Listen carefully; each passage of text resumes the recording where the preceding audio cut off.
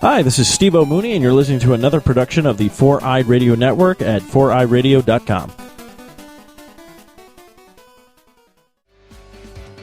Hey there, Eric here from Socially Awkward Studios, and this Four-Eyed Radio presentation is being proudly brought to you by Raven Designs, illustration and design that fit your personality.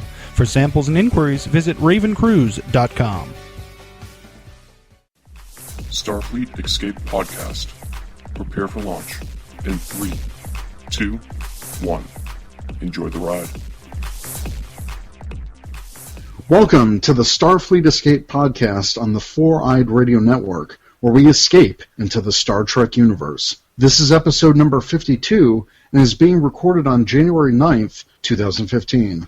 Today's topic, a look back on Star Trek Voyager. I'm Eric. And I'm Aaron.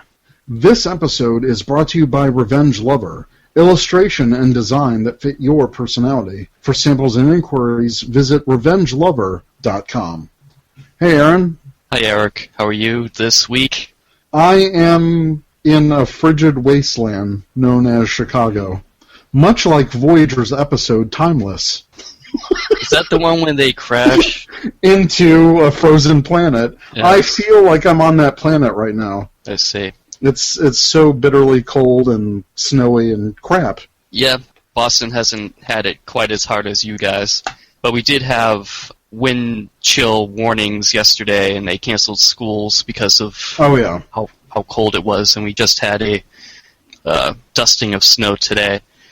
So it's been... I feel you. I feel you. Well, I'm glad you're sharing a little bit of the pain, but yeah. I feel like we're in the Arctic right now, at least Chicago. It's bad. But at least you're inside, and... Yeah, inside and warm, and I hate when I have to go out. And you have that Andorian hat that you can throw on. I do, so I can stay warm. Mm-hmm. Well, Andorians survive, and their whole planet is a frozen moon. So. That's true. Very true. All right, so let's get into the news a little bit. Alrighty. First, Star Trek III's new director will be Justin Lin, who also directed Fast and Furious 6. What do you think about this? I didn't see Fast and Furious 6. I'm not a huge fan of the Fast and Furious franchise. Mm-hmm. I don't think I've seen any of his work before, but I'm cool with it as long as it comes out and is a good movie. I'm so skeptical with this because he did direct 4 of the Fast and Furious films, which did gross $1.9 billion in worldwide box office. So, I mean, he knows what he's doing as a director, but I'm just afraid that all this like Fast and Furious mindset is going to be dumped into Star Trek. So like fast-paced action that we get at the same as the other movies, and if this is potentially going to be the last that Bad Robot does, and there's been talk of that, like they're only meant to do a trilogy and maybe Paramount wants to go in another direction. If they do that, I want them to go out on a high note. I don't want another shoot-'em-up, yeehaw Star Trek, you know. And with this director, I feel like we're going to get that. And, you know, maybe we'll have neon lights on the Enterprise or something and nitrous. I just go fast enough. Right. So, I don't know. I'm very indifferent about it. It's so early in the process right now, which is scary because if it's going to come out next year, which leads into our next news item, Paramount Pictures set the release date of Star Trek 13 to July 8th, 2016. So they have a year and a half to get this movie out.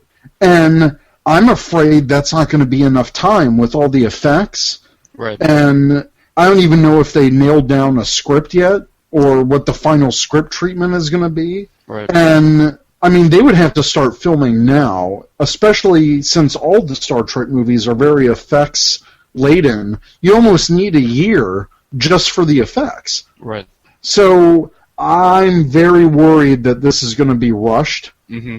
But it will be in time for the 50th anniversary. Right. And that's another thing that I'm worried about is if we're having a Star Trek movie on the 50th anniversary, I want a movie that's going to celebrate the anniversary. Mm-hmm. And that's why I'm worried about the fast-paced action shoot-'em-up, that we might get from this director, because that's not a celebration of what Star Trek is about. Right. It's more like the wagon train to the stars. Yeah, exactly. It's not. It's a wagon train to the stars, not a fuel-injected V6 streetcar to the stars. Right. And like you were saying, Jonathan Frakes, we had that campaign on Twitter to bring in Riker. It's unfortunate that didn't happen. Right. He's directed 2 of the movies. One of them being one of the most successful Star Trek movies before the JJ movies came out. Mm-hmm. And he's directed several episodes of Star Trek. And he's an accomplished director on other movies and TV shows. So, to me, if you bring someone like that who knows Star Trek, even though he's working in this alternate universe, I would feel so much better if this movie was in the hands of Jonathan Frakes than Justin Fast and Furious Lin, Right. Well, hopefully it's a good movie. It'll be good. That's what I'm hoping. I'm hoping that the script will be good, and it doesn't really matter who the director is what I'm hoping. Yeah. Yeah, I want Roberto Orci, whatever script treatment he had, or because now he's just executive producing. He's not directing or any of that. So I don't know. I'm just very cautious about this movie, and since it's the 13th movie, it seems it's stricken with a little bad luck. At least so far in the process. It's very weird. And it's tradition for odd number Star Trek movies to be bad. Right. And this being not only an odd number, but the 13th. Yeah, and I don't want that combination. I don't want this JJ universe to go out on a bad note. Mm-hmm. Right. Because it does get a lot of criticism from fans, but on the same token, it's bringing in a lot of new fans who go out and discover the other shows and movies. So, I don't know. I don't want to be one of those old school Trekkies that's like, oh, goddamn JJ, Yeah. Yeah. The original series or nothing. Yeah. Oh, well, I mean, we'll see. Hopefully it's, like we said, a good story, and it's true to the core values of Star Trek. That's all I want for a movie that's going to be released on the 50th anniversary. That's all I want. Yeah. And 50 years. I know, it's insane. Yeah. That means my dad was 16 when it came out. Oh, wow. Yeah. And he's been a Trekkie since, it came out, so... Pretty cool. So, I don't know if you saw the last Simpsons episode. I did not. So, it was riddled with a few Star Trek references, but at the end of the episode, it was like the original series end credits, where they have the still photos. Oh, yes, yeah. And so it was a parody of that? Right. So they had, Marge Simpson as... she was blue, but she was meant to be an Orion.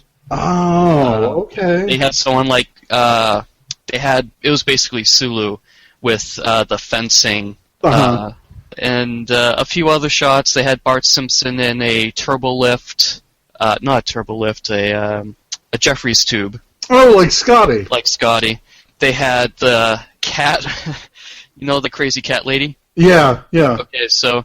It was she the salt vampire? No, but you remember Troubles with Tribbles? Yeah. Where they open up the top there and the Tribbles fall out? Cats were falling out? Oh my god. Yeah. Yeah. Well, wait, did the episode have anything to do with Star Trek? It was space related. Okay. Well, it's on Hulu. I'm going to watch it. Yeah, I watched it on Hulu. Okay. Was it funny? It was funny. I watched it to go to bed, so I was kind of like drifting in and out. But it felt like a Halloween episode. Interesting. Because it involved the aliens that are usually seen in their Halloween episodes. Oh, yeah. Okay. Cool. Well, I'll have to check it out. Next, Alice Eve, who played Dr. Carol Marcus in Star Trek Into Darkness, is married now to Alex Cowper Smith on New Year's Day. Damn it. Cut! I thought I had a chance. Damn. Well, good for her. Good for her. Good for her. Yeah. Not good for the rest of us. Good but for her and Alex. Alex, you lucky man. Next, Zoe Saldana and husband Marco Perego announced that they have had twins, and their names are Cy and Bowie. Congratulations there. Which is, those are okay names. At least it's not like Apple or West. or Blue Ivy or something weird. Weird. And this isn't in the show notes, but in another baby type announcement, there is a Cumber baby on the way. Oh, right, yes. So Benedict Cumberbatch and his fiancée Sophie Hunter are expecting a baby. No, congratulations There's to them. So many Star Trek babies happening. Indeed. So mazel tov to them. Yeah. I don't know why I said that. I don't know either, but I'll go with that. Moving on to the Would You Buy It section of the show. Now, our last episode, we had our yearly, it's basically a yearly Would You Buy It show. It is. It's our gift guide, holiday gift guide episode. Mm-hmm. So we're going to ease into it with this product for this year. Okay.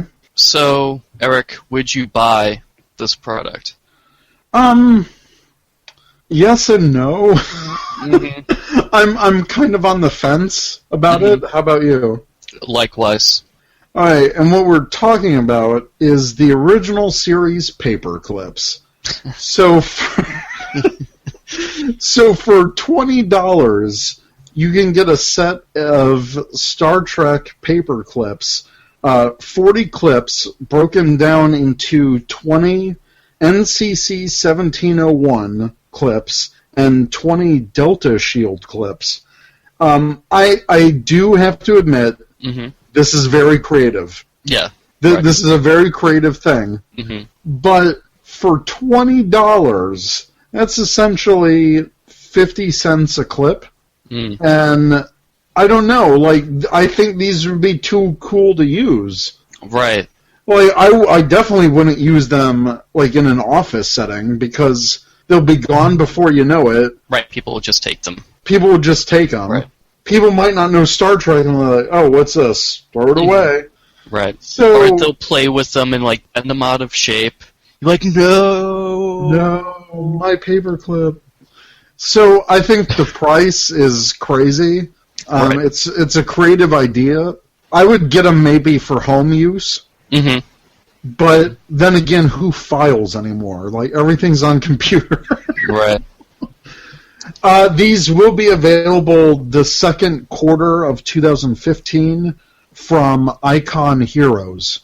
Right. So that'll be available. Right. I like the Delta Shield ones. I think they're pretty cool. Those are very cool. I like the Enterprise one, too. Again, I like the bendy shape and how they did that. I think it's very unique. Very, very cool. Just not that worth it to me. Right. So if you think they brought the price point down to $10 for 40 clips? I think that might work, yeah. Why not? I would get it then. I don't think I'd use it in a huge office setting. Right. So I wouldn't want to lose these. You might find this on clearance for pretty cheap in the towards the end quarter of 2015. Yes. So I don't know where they'd probably be in office supply stores, I'm guessing. Possibly. I'm not sure exactly. Yeah, I don't know. Find this. Maybe art supplies stores. Yeah, or maybe this Icon Heroes has a website you can order from. Oh, I'm yeah. sure the StarTrek.com website will have it. Right. So, yeah. Well, moving on. Today we are taking a look back on Star Trek Voyager. 2015, specifically January 16th, 2015, makes it the 20th anniversary of the show. I feel incredibly old. You remember where you were 20 years ago? Actually, I do. I remember watching the first episode of Star Trek Voyager. Mm-hmm. I have fond memories of the show. Star Trek Voyager was definitely the one that I tuned into weekly, and I made it a purpose to tune in weekly. Like, I made it my mission, too. Because The Next Generation, I was still very much a kid during that whole run. Right. So, while I may have seen the episodes in reruns, I know I didn't see all of those during their first run. I know I saw the premiere when I was 5, because I have a very vivid memory of that. But Voyager was the one, I mean, you know, I was in middle school, and I was in middle school at the time, so I was in 8th grade. This was just before high school. And most of this series took place during my high school years. Okay. So I remember every Wednesday. It originally started on a Monday. I remember that. It was Mondays for a while, and then they switched it to Wednesday nights. And Wednesdays kind of became the final home for Voyager on UPN. Right.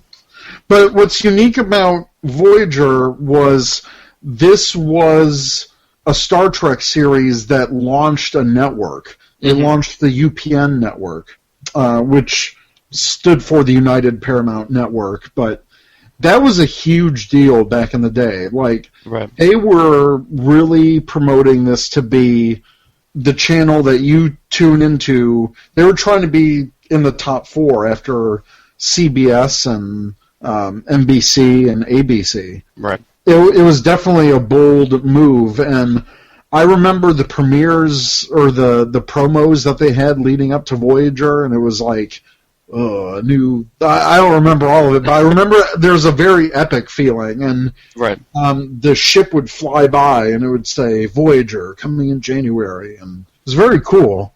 Yeah, no, it was cool. I don't have as a fond a memory of Star Trek Voyager as you do. Right. I'm slightly younger than you. Mm-hmm. I was in, this was 95. I was still in elementary school. I was in 5th grade when this premiered. Yeah. And I remember watching the premiere of DS9 in 93 more than watching the premiere of Voyager in 95. Oh, okay. But I know I watched it, and I remember the promotions for it, like the TV guides that were coming out for it. Oh, yeah. The covers. And there was a look behind the scenes before the series aired with Robert Picardo. Yeah, I remember that too. Went over the different aspects of the ship. And I remember looking up diagrams of the ship before it came out. I was like, oh, that's cool. That's cool. Yeah, this was definitely when the internet was in its early stages. Mm-hmm. And yeah, Voyager was very cool. I remember taping every single episode on VHS. Like, so I had a VCR, and when I knew I wasn't going to be home when it aired, I would set the automatic timer on the VHS. Do you want to explain to our younger viewers what a VCR is? Jesus. A VCR is a video cassette recorder, and it was basically this, like, 8-inch black rectangle with, think of it just as a big cassette player, but for your TV. Would you like to explain cassettes to our younger listeners? Anyways, yes, we had a VCR. Man, the pace of technology, Eric, in the last 20 years. It's insane. It's crazy. I mean, we've got pocket-sized computers like Star Trek in our pockets. We've got these fancy iPhones and the Galaxy 2s, and they're even named things like Galaxy and, yeah. Right. Yeah, back then, if you told me 20 years ago I'd have a mobile device, something like a pad from Star Trek, that I could talk to friends around the world, I would think you're crazy. Like, you're living in that future crazy time. Right. But it's happening. It is. So, yes, the Voyager spanned in the Star Trek universe the years 2371 to 2378. And it was the first series to feature a female captain. Right. We've seen female captains, but this was the first series to deal with a female captain lead. Yeah. A female captain lead. And the first few seasons of Voyager overlapped with the run of Deep Space Nine. I think the first 5. Yeah, the first 5. And yeah, so that time was a great time for Star Trek. You had 2 TV series on the air. You had great movies because First Contact came out in 96. Right. Insurrection was, 98? Right, yep. Yeah. Yep. So we had some great movies, and towards the end of Voyager's run, after Voyager ended the summer of 2001, that was when Nemesis came out. So it was a very exciting time for Star Trek fans, especially having... came out in December. Yeah, December, that's right. Yeah, right. But still, it was a great time for Star Trek fans. 2 series on the air at once. That was pretty cool. Right, yeah. Of course, Deep Space Nine was in syndication. So I remember, at least in my affiliate, seeing Deep Space Nine on WGN. And then, UPN was the home of Voyager. So there was a time where I would watch Deep Space Nine, which aired on Saturdays for me. Right. And, Voyager on Wednesdays. It was a great time to be a Star Trek fan. No, definitely. So, first we're going to take a look at the mission of Voyager. Originally, Voyager was fresh out of a space dock, and they were tasked to find a Maquis ship that was in the Badlands.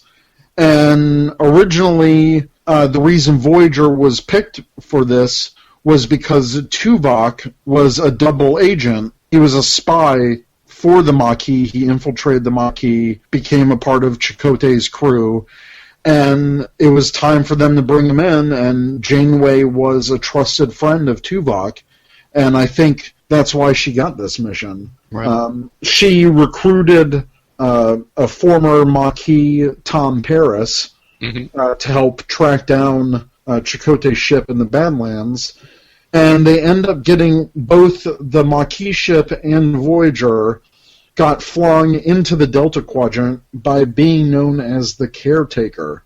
And towards the end of Caretaker, the 2 crews managed to start working together, and their mission is basically a 75-year journey to get back home.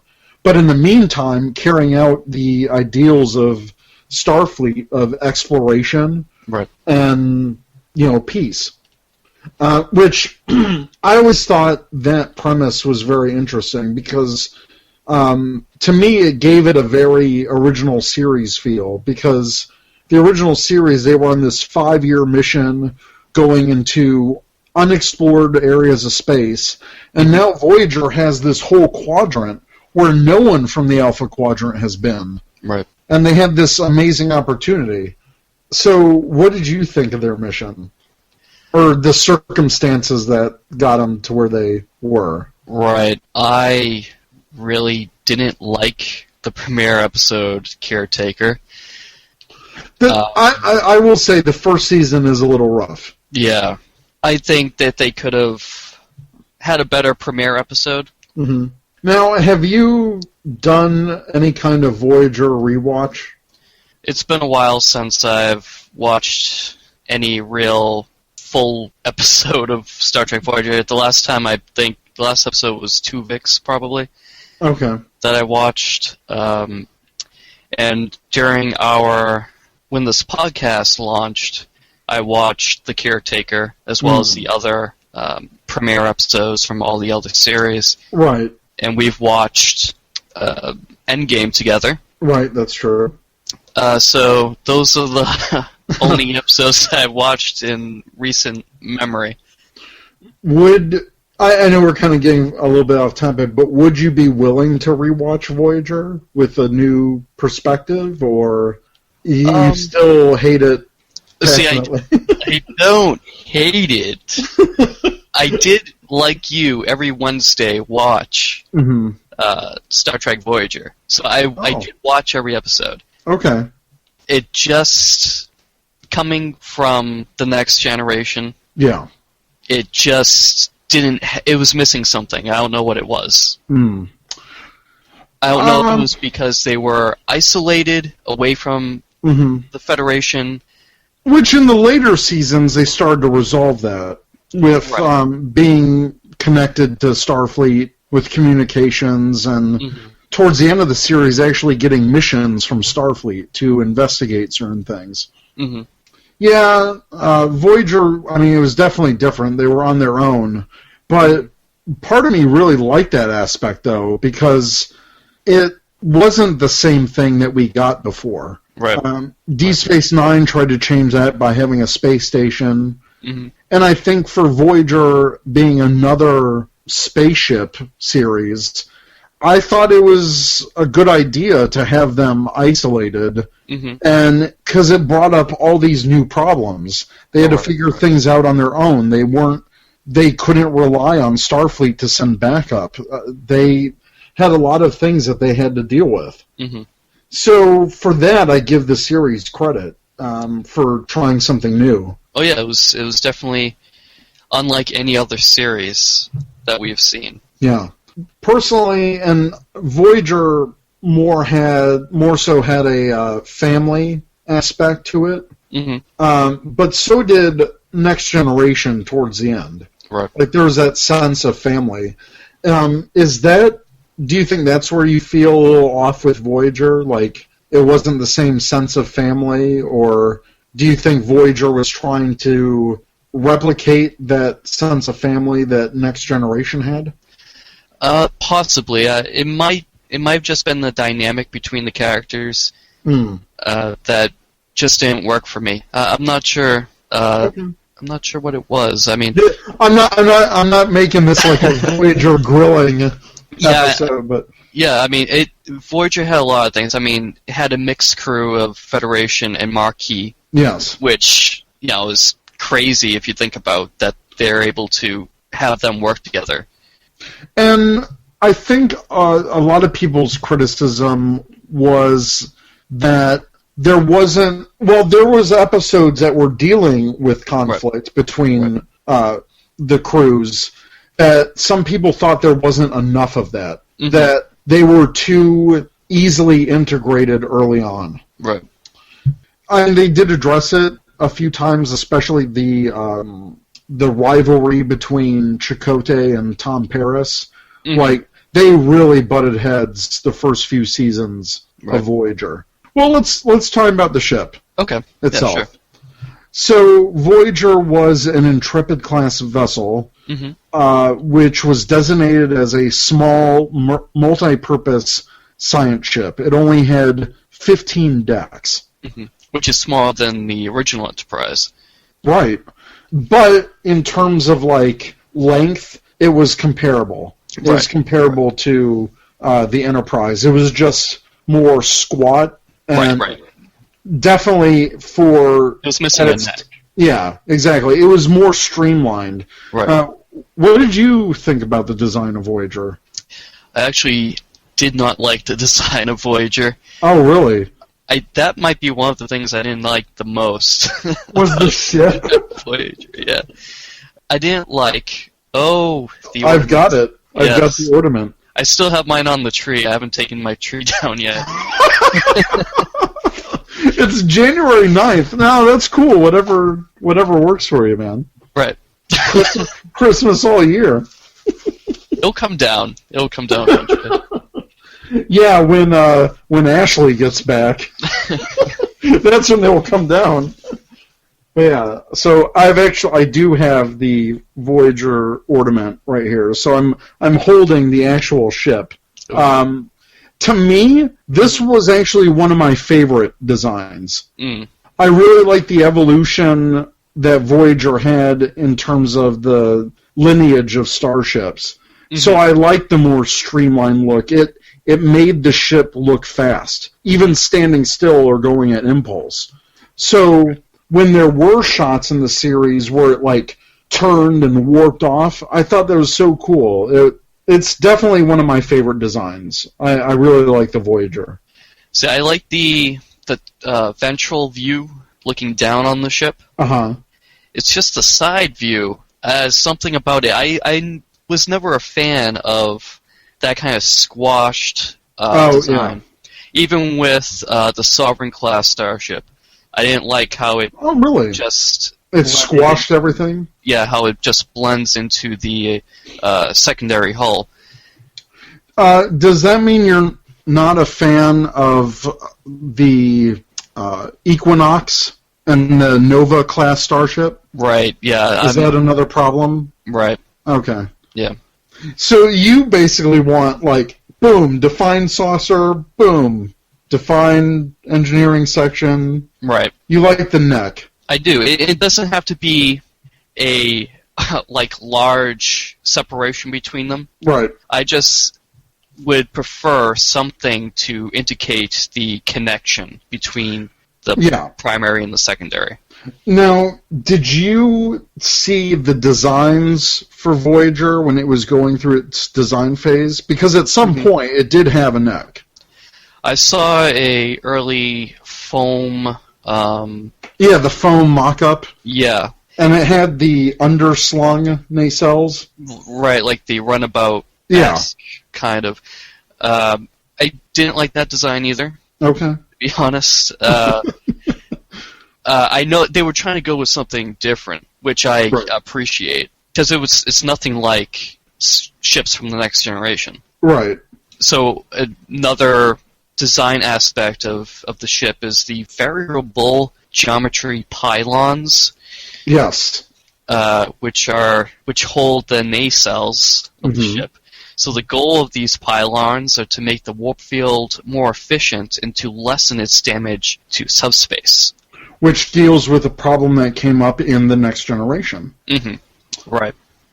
So another thing I didn't like about Voyager's design, in regards to the pylons, I didn't like them in their lowered position. Oh, so this position right here. Right. I thought it was okay, but it does break a rule that Roddenberry, kind of like a loose design rule for starships, where the nacelles have to be in line of sight of each other. And with the down position, the hull blocks that line of sight between the two nacelles. So when they're up, of course, they can see each other. And maybe that was part of the pylon, so it would only be up during warp. Right. So when it's in impulse, it's okay for them to be down like this. So that's one of the things you don't like, right? Is when it's down. Right. Okay. But when they're up, it makes the ship look faster too, because it does. I can deal with the ship if the pylons are in the up position. I just like it better. It's just that's how I've always seen a Federation starship. I lied. The Miranda has them lower. Reliant have them lower. But they're not like flat. You know what I mean? Right. There's always an angle to it. Right. I some kind of angle. I need that. Yeah. Like you have to admit it was really cool whenever they did go to warp and those went. Oh no! It's cool when they fold up, go up. Yeah. I feel like that must take time, like if there was an emergency situation? No, that's BS. Those could go up really fast because there's been times when they've had there's been times when they've had to run away from the board and it just goes and they're off. Maybe. I just feel like what if something happened to the pylons and they couldn't go up? Could they still go to warp if they're not in their up position? I would say yes, but it defeats the purpose of being more efficient. Mm-hmm. So I speculate that, yes, they can still go to warp if they're functioning, if the actual nacelles are still functioning, mm-hmm. but the pylons aren't up. I still feel that they can go to warp. Because basically the reason that they had that variable geometry pylon... And I'll say another thing. Mm-hmm. I think the only reason that we see Voyager with this is because the Intrepid class was basically the test bed for more efficient warp fields. Because later ships, after Voyager was made, we didn't see that again. But they were still supposedly efficient. Like, a ship introduced in Voyager was the Prometheus class, mm-hmm. where that had 4 nacelles, but the pylons were more streamlined, mm-hmm. and that streamlined nacelle structure was also seen on the Enterprise E, the Sovereign class, right. which was made after Voyager. Right. So, and you could tell in the shape of both those ships' nacelles too, like the Bussard collectors were more pointy, mm-hmm. and it was more triangular and streamlined. Right. So that could be a new warp field geometry that they came up with after the Intrepid class, or all the data that they learned from the Intrepid class as a whole. Right. So, yeah. And another thing that kind of ties in that the Intrepid class was a test bed for new technology was because of all the new technology that Voyager had. Mm-hmm. They had tri-cobalt torpedoes, which were extremely high-yield weapons capable of producing disruptions or even ruptures in subspace. Right. Voyager did not have an arsenal of these. They only had a few on board that they used against the caretaker array, mm-hmm. and I think they used them one other time. But I think that was kind of like the worst-case scenario if they had to destroy this Maquis ship. I think they were only fitted with those torpedoes for that initial mission. Possibly, because it definitely is outside of their main mission of scientific exploration. Right, yeah. I mean, the Voyager is definitely not a battleship. No. But they handled pretty well. Yeah, they were seen in the Deep Space Nine episode Blaze of Glory. The tri-cobalt device. Mm-hmm. So yeah, it seems like a more destructive version of a photon torpedo. Mm-hmm. So we know it's not typical arsenal for Starfleet. Right. Possibly because it's also dangerous to transport as well. Right. Next, which was a technology that I think is mentioned to be in other ships past the Intrepid class, was the bioneural circuitry. Mm. So it was the circuitry that was kind of immersed in this biogel fluid. And they basically looked like IV bags right. with the organic circuitry inside and ports on either end that could plug into the system. Mm-hmm. And the purpose behind that was if they're using organic circuitry, possibly it's faster to transmit data, mm-hmm. kind of like the human brain. Right. There is some weakness to this system because, as seen in Voyager, mm-hmm. the bioneural circuitry can get sick. Right. In a way, it can get infected mm-hmm. With viruses and other infectious agents. Right. So it was kind of funny, at least in Voyager, because it was a cheese mold that actually infected the bioneural circuitry. So that's... Right, so we don't see this in the Sovereign class starship, which is more of a, I would say more of a warship, more so than anything else. Yeah. It's definitely like a frigate type of class of ship. It's bigger, it's got more firepower, yeah. Voyager is small in comparison to the Enterprise E. Right. And Voyager was definitely built for science because on multiple parts of the ship they had visible sensor clusters from the outside. The most famous one was on the front of Voyager's saucer, that kind of, what would you call that? Like kind of trapezoid shape that had all these sensors. And there was other visible spots, like behind the back of the bridge and a couple other different areas. So Voyager was definitely built for science. Right. And I think the bioneural circuitry helped with that to process large amounts of scientific data that a science ship would need. Right. Now, I don't know if they ever explored this, but correct me if I'm wrong with this. Species 8472, if they scratched you, you would get infected and... Yeah, that's right. So, if 8472 went onto the ship, would they be able to infect... Because they had bio ships that they traveled. Yeah, their ships were completely organic. Right. You could say that was another species, essentially. Right. Would they be able to infect the entire ship of Voyager, the computer core of Voyager, essentially?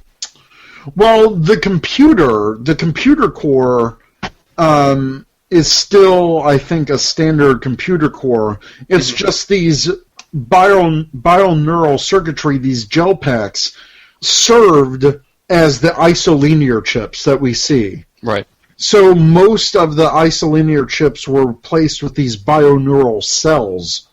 So the computer core is the same, but it's just the bioneural circuitry is essentially like your RAM, or it's processing that information. Okay. And when they were infected, systems were compromised, and the efficiency of the entire ship was put in danger. So yes, I think 8472 could somehow infect these. And on Harry Kim, it was a scratch. Right. I don't know how they would do that with the bioneural circuitry, because if you punctured them, it essentially becomes useless. So unless they, coughed on it or something, or put their finger in it, I don't know. Right. Yeah. Right. But they definitely could inject it somehow. They could inject the pack without compromising its integrity and definitely infect it. If they could do that to Harry Kim, I'm sure it would definitely have a negative impact on the bioneural circuitry. Okay. So, another unique thing to Voyager, at least the first ship known to incorporate it, was the Emergency Medical Holographic Program, or the EMH. Voyager had an EMH Mark I, and it was used, it's supposed to be used to assist the main doctor in an emergency. And when the doctor was first activated, he immediately questioned, where's the doctor? And, well, they're dead, so you're going to have to do everything on your own. Right. The EMH, the doctor, was my favorite character on Voyager. Okay. I think I've said this before in our Doctors episode, but I love the Doctor. He was great. He was a jerk in the first few seasons. It wasn't until the third and fourth season when he developed these relationships with Kes and then Seven of Nine that he really became more human, at least in terms of coming into his own. But a really great season 1 episode that kind of sets him off on this path was the episode Heroes and Demons, where he falls in love with this Viking holographic character. and it's a great standalone episode for the Doctor. It's really the first time that he starts, being more human, essentially, like having a personality, and definitely out of his comfort zone, because I think that was the first time that he was out of the sickbay and actually in the holodeck. I see. So that was basically his first away mission, and he even says that in his own personal log. Yeah, so what did you think of the EMH technology? That was very cool. I liked it. I also liked a British comedy series called Red Dwarf, which I don't know if you're familiar with. I am familiar with it, but I haven't watched any of it. They have a holographic character, okay, which I'm fairly certain predates Voyager. Oh yeah, definitely. So I was used to having holographic characters, at least seeing holographic characters. And I liked the Doctor. Doctor is one of the better characters in the series, and his evolution is is better than some of the other characters in the show. Yeah, I would agree with that. Cote, which his character kind of, hit a plateau. Right, which even the actor, Robert Beltran, hated. He hated that Chakotay kind of didn't go anywhere. Right. So, but it hit the Doctor's character, now as evolution. Yes. Now, as a character much in the same vein as Spock or Data, someone trying to find their quote-unquote humanity. Right. I know you love Spock forever, but comparing like Data and the Doctor and both of their evolutions, do you like one better than the other? I know you're going to say Data, but you're right. Do you find the similarities there? Definitely there are similarities. I think there's more similarities between the Doctor and Spock than there are with Doctor and Data. Really? Because at first the Doctor has no emotion. Oh, there you go, yeah. And then over time he loosens up. Spock is similar. He doesn't loosen up quite as much as the Doctor does. But you see those hints of humanity throughout the series and the movies. Right. Yeah, okay. So I would go with that. If we were going to pick a character that's going through finding humanity, I would go with Seven. Well, interesting that you say that, because I liked the relationship that Seven and the Doctor had. And I liked that he was, in a way, finding humanity with her. Right. And that's why I think they became such good friends in the show. That was definitely one of my favorite relationships in Voyager, was the Doctor and 7 and 9. And they had many fantastic episodes and moments together. One last bit about the technology. This was the first time that we've seen a starship land and take off again from a planet. And when that happened in the 37s, I thought it was pretty cool. I thought it was definitely unique. I know it was unique. I know people are going to say, "Oh, well, it's got these 4 tiny feet supporting this, crazy saucer's top-heavy section." But I mean, it's Star Trek. There's inertial dampeners. There's force fields that they can project, anti-gravity. Right. So I don't think it's... There are ways around it. Yeah. But I take it you have a problem with this? You've been shaking your head the whole time. Yeah. So Voyager's... It's a pretty big ship compared to other smaller ships that we've seen land, like Bird of Preys, they're big ships, but not as big as Voyager land. All right, to compare in size, Voyager is essentially the length of the Enterprise D's saucer section. Right. It's still a small ship. Oh, I'm not saying... Yeah, no, it's a small ship, but compared to... But it's still big. I get what you're saying. Yeah, it's it's kind of awkward to have it on a planet. I mean, if you would have to have a lot of space for this thing to land. Right. It has its own mode to land because they go into blue mode. Right. And it's this whole it's a whole process to land on the ship. They have to vent the warp drive plasma. There's this whole thing that they have to do just to land on a planet. It's definitely not meant to be used frequently. Right. But they can do it. Right. And I agree. It does look awkward. Yeah, it looks awkward. And like you mentioned, it's 4 little feet that come out of the Star Trek section. You're like, what the heck is going on here?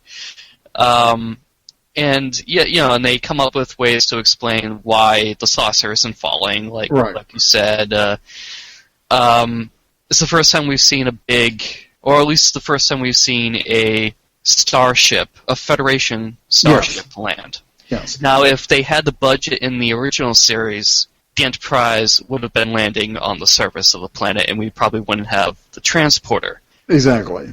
Well, I'm glad that Voyager did have this capability, though, because many instances in the series it was very helpful when they did do it. Especially if they had, at one point, they had to land on a planet to fix their warp core, or to fix their warp nacelles and the coils, which, I forget which episode that is, but there is a very cool shot in that episode where it's on the planet, and you can see them taking out some of the warp coils in the nacelles, and there's this whole ground operation. It looked very cool.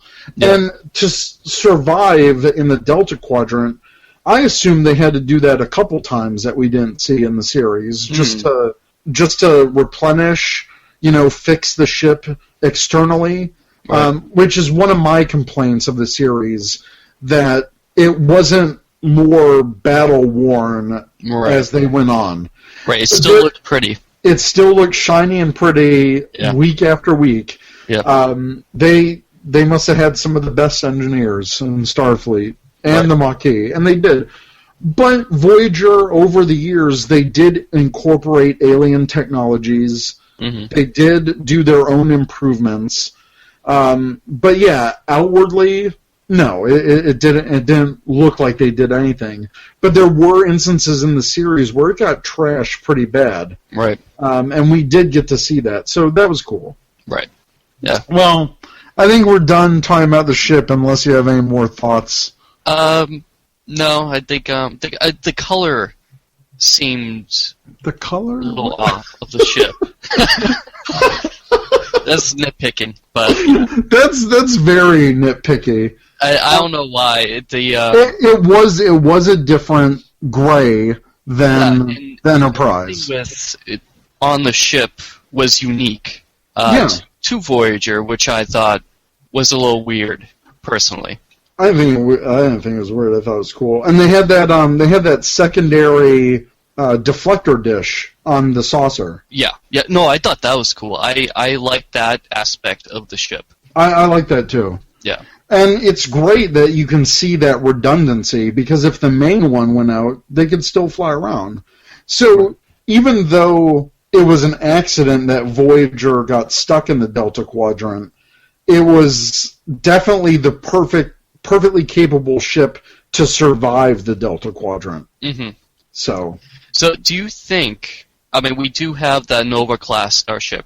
Yes. That gets stuck out there, and they go through some issues. The Nova-class starship has some similar design features. It does, and it's also a science ship. Right. But it's very much smaller than the Voyager, even. Right. Do you think a ship, let's say the Galaxy-class starship, do you think that would have had an easier time being that far away? Yeah, I think so. Definitely, because they definitely had more resource. You would have more resources on a Galaxy-class starship. Mm-hmm. They had the cetacean pools on the ship, which we never saw. Mm-hmm. But, they had their own arboretum. Right. Voyager, to grow food, they had to create their own hydroponics garden and convert one of the cargo bays. So I think a larger ship like the Galaxy class could definitely survive better than Voyager. Even in the Star Trek Next Generation technical manual, they say that the Galaxy class is essentially built for that, for long voyages where they don't even need a refit for 50 years. Right. Like if you look into the technical manual. So, yeah, I think long range, Galaxy class is great for scientific long range, but Voyager wasn't long range. It was specifically suited for science and to be able to go wherever. Even land on planets to conduct scientific surveys. Right. So, and the ship was fast. It was faster than the Galaxy class starship. Yeah, but I don't think that was intentional. I think that was just an evolution of the warp drive technology. Right. And it was able, fortunately, Voyager was also, because it was streamlined, it was able to use the slipstream technology efficiently. Right. Because of their, it's essentially an aerodynamic design, which is also great for going into the atmosphere of a planet. Right. Instead of crash landing like Deanna Troi did in Generations. But that was just a saucer section. Yeah, exactly. I thought Voyager was a cool ship. It's one of my favorite starships. But enough about that. All right. Let's talk about the crew that commands her. All right. So first we have Captain Catherine Janeway, the commanding officer. As a captain, what did you think of Janeway? I think she probably made a better science officer than a captain, to be honest. Really? Yeah. Yeah? Yeah. You're going with that? Yeah. That's what I'm going to go with. I didn't really like her as captain, to be honest. She had a different way of captaining, that's for sure. Being a woman was part of that. But I thought she was still a strong captain. She was very determined. There was a whole arc in Voyager in the later half of the series where this burden of stranding all these people in the Delta Quadrant, it took a toll on her. And we saw that later in the series, and she felt responsible and guilty for having to make that call. Right. Because they could have used the caretaker array to go home, but instead they saved the Ocampa. Right. And that was a choice that she had to live with throughout this entire series. And I think that affected her character, and that I think that was unique in terms of having a captain with that kind of guilt that we haven't seen before. But I like Janeway. She's not my favorite captain, but she's up there, and I thought she did a great job getting everyone home. But there were some decisions that she made that, started on that Prime Directive, and there were some decisions I didn't agree with, but she was the one who had to make those calls. Right. And she did become an admiral, so... Yeah. There you go. Yeah, she did. But I know you're shaking your head, and I know you wanted Picard to be an admiral, but Picard wanted to be he wanted to stay a captain for as long as he wanted to. Yeah, no, I mean, that might be a reason why I don't like her as much as a captain. Because she wasn't captain long enough? No, see, like, you have these characters, like, we have Kirk, right, who's captain, then becomes an admiral, but longs to be back in the captain's chair. And he even tells Picard in Generations, he's like, stay in that seat as long as you can. Don't let them take her away from you. Stay a captain. Right. And then we have Janeway, who this was her first command, right? Yeah, this was her first captaincy. Okay, so maybe it was because she was a little wet behind the ears, so to speak. That's fair. maybe she could have made better decisions as a captain if she had more experience. But she was a commander before Voyager. She was a commander aboard the USS Billings, so she had a science start in her career. Mm-hmm. She was a science officer aboard the Al-Batani, which was captained by Tom Paris's father, Owen Paris. Mm-hmm. So she started out in science, but then she switched to the command division. So she was a commander. It's not like she didn't have command experience. Right. But this was her first time as a captain. Right. I mean, it's one thing being the commander of a ship, and another thing being captain of a ship. Oh, absolutely. There's no question there. So, I don't know. I think a lot of things were working against her. It was her first command, then she gets suddenly thrown into the Delta Quadrant. Mm-hmm. Maybe I'm being too hard on her. That's a lot to deal with. It is a lot to deal with, and she had to take all that responsibility on her shoulders. So this was forging her in a fire. Right. And, yeah, towards the end, I thought Janeway was amazing, and she was a good captain, and she rallied her crew. I think, like, I really like, towards the end of Voyager, I really like that family aspect that they... I don't want to say were pushing, but they became a family. Mm-hmm. And, yeah, some would say, oh, well, then Janeway's the mother, her. Well, no, she was their captain, but she did everything that she could for her crew, given their situation. And I think that's a good aspect of a captain. Right. And we definitely talked about her command a lot in our captain's episode, right, which I think people should listen to. Right. Well, let's move on to Commander Chakotay. He was the executive officer of the ship. What did you think about Chakotay? Okay, so we have Chakotay. Yeah. He was a member of the Marquis. Yeah. Former Starfleet officer. Mm-hmm. So he has that going for him. His character was kind of flat. Yeah. And, I mean, basically he's just saying, red alert. Repeating commands. I mean, what did you think? I mean... Well, there were aspects of Chakotay's character that I liked. Mm-hmm. I liked his early stories early in the series. I liked all of those. The ones that focused on him. And definitely his background with his culture, being a Native American. Right.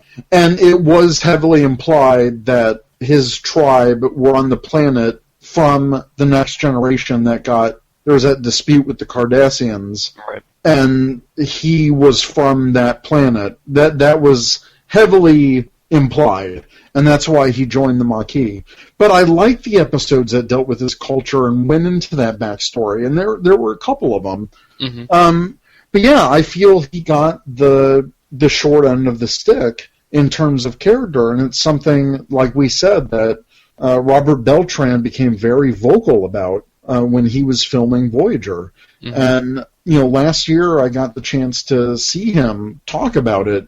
Right. At the Chicago Creation Convention, yeah. Mm-hmm. And I'm sure you saw the same thing. He was angry that his character didn't get more and that they couldn't find more to do with his character.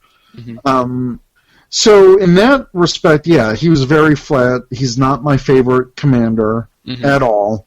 But when Janeway wasn't there, I thought he did a good job coming onto his own when he needed to. Right. I especially liked his relationship with B'Elanna. Right. A very strong episode where B'Elanna was almost becoming suicidal and taking these chances. That was the episode Extreme Risk. And he was there for her. And he was saying, look, I've known you for a long time. I thought that was a great... not just a B'Elanna episode, but a great Chakotay episode. Mm. And I wish we had more moments like that with his character for other people. There were other interactions. Right. And I liked the conflict between him and Tom Paris early on, but they didn't do anything with it. Right. And I thought that was a shortfall. And don't get me started on the Chakotay Janeway romance thing. Mm-hmm. They never went with it. There was always this will they, won't they, that personally I didn't like in the series. Well, did you like the Chakotay 7? Oh, hell no. Yeah. Because that came out of nowhere, and it was complete BS. I feel like they were just trying to do something with his character. They were, but it was too little, too late. It was the 7th season, like the final 5 or so episodes where they started to hint that crap. Right. And nowhere else in the series, like maybe that one time where he went with her to that planet with the Borg thing, and early on when she was, when he got into that hive mind with the other Borg that were straying on that planet. But other than that, no. Right. that was the worst thing they did with his character, and I think he even said it himself. Like that was kind of like the straw that broke the camel's back. Yeah, it was just that was a terrible way to deal with the Janeway Chakotay thing. They did resolve that in the Voyager relaunch novels, and it made a hell of a lot more sense. Yeah. And I thought his character was better in the novels than in his own show, which is that's sad. Yeah. And I agree. Moving on to Tuvok, the security chief / technical officer / second officer. Tactical officer. What'd I say? Technical. Tactical. I really liked Tuvok. Mm-hmm. At first, I was skeptical that a Vulcan could be in security, but I thought he was one of the best security officers that we've had. Just from his experience, where you can use that Vulcan emotionless, like, coldness to your advantage when you're in a security chief role. Right. And I really liked the spiritual moments that we saw from him. And mentoring Kess, I thought that was a really big part. And then also, he kind of had this friendship with 7 of 9 because they kind of both had this like emotional coldness that they could relate to. Yeah, and his relationship with Neelix, the love-hate relationship that they had, that was a great part of the series too. I like Tuvok. I really did. He's one of my favorite characters in that show. I think Tuvok's character was decent. Mm-hmm. Like you, I had my skepticism that he could be a security officer. Because if you think about it, we've only seen, up to this point, we've only seen them as science officers. Right. Although... Spock, he was in command. He was a captain. He was, yep, that's true, he was... and in Deep Space Nine, we saw that whole ship of Vulcans. Right, that whole ship of Vulcans, and they were kind of mean. And I would never say that Tuvok was ever mean. Right. But it was just that distance that you get from a Vulcan. Mm-hmm. And he had a very deep friendship with Janeway. They were already friends before Voyager. Mm-hmm. And in a way, he was almost like her counsel. She was the one, or he was the one that she could go to for advice. Mm-hmm. And I like their relationship as well. Yeah, no, that was good. What kind of threw me, I think, early on in the series is having the Doctor, which didn't have emotion early on, and then having this Vulcan that didn't have emotion. I felt like it was doubling up, as it were, on that aspect. The emotionless characters. Yeah. No, yeah, I can definitely see that. Yeah. And that might be why I never really warmed up to the series. Yeah, the first, I will admit, the first season, is definitely a little rough to get through.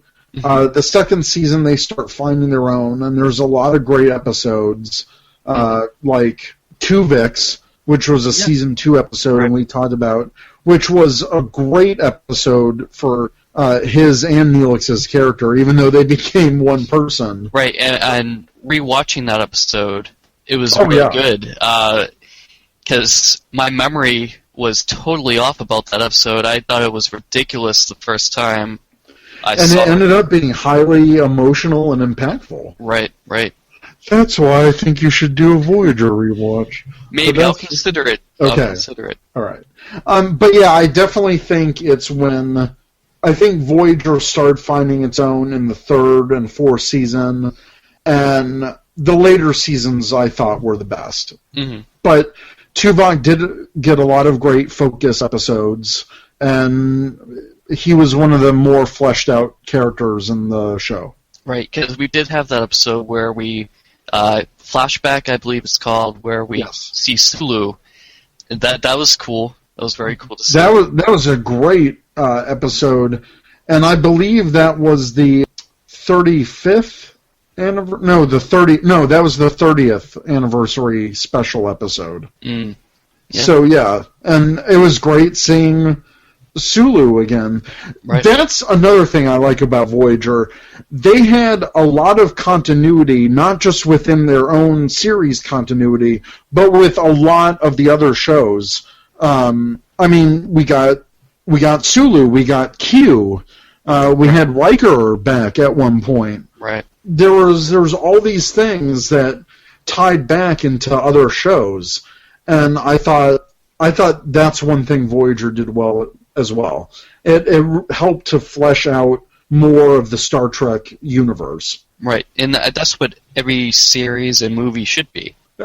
Absolutely. Next, we're going to move on to Lieutenant Junior Grade Tom Paris.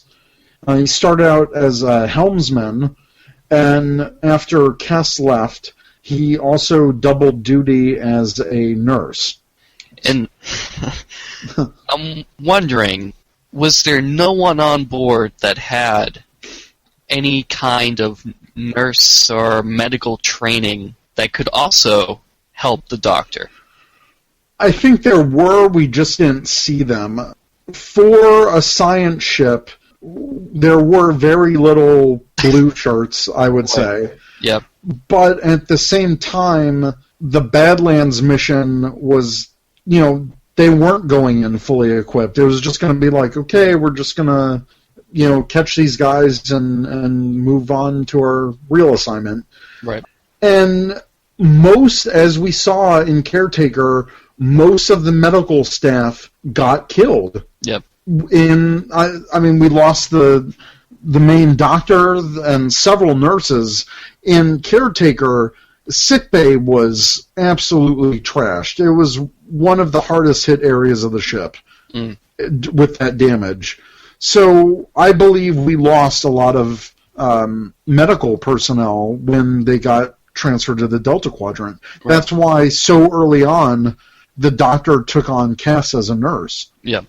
And later on in the series, we do see a couple other nurses in the background when Voyager is heavily damaged, but I think I don't remember the reason why he was assigned a nurse. I think part of that was his punishment.